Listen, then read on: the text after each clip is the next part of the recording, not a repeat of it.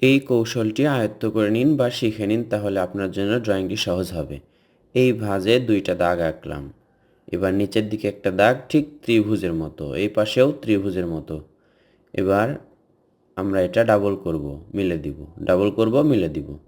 এখন মাঝে একটা সোজা দাগ এভাবে মেলালাম, 2টি ঘরের চালা হবে, 1 2 3টি সোজা দাগ এইভাবে। দেখুন খুব ইজিলি আমরা 2টা ঘর আঁকলাম, জোড়া ঘর। এবার ওপরের দাগ থেকে আমরা আঁকলাম গাছের ডাল এবং যথাক্রমে গাছের পাতা। এবার ঘরে জানালা আঁকলাম এই পাশে এবং অপর পাশে দরজা। জানালা, এই পাশে দরজা। দরজা জানালা আঁকলে ঘর সুন্দর দেখায়। এবার সোজা একটা দাগ আঁকতে হবে, এই বরাবর সোজা দাগ, এবং এটা হচ্ছে নদীর পাড়। 2 পাশে নদীর পাড় আঁকলাম, এই 2 দাগটা ডাবল করে আঁকলাম। এখন আমরা এই যে এখান থেকে একটি রাস্তা, 2টি দাগ দিয়েই রাস্তা আঁকা সম্ভব।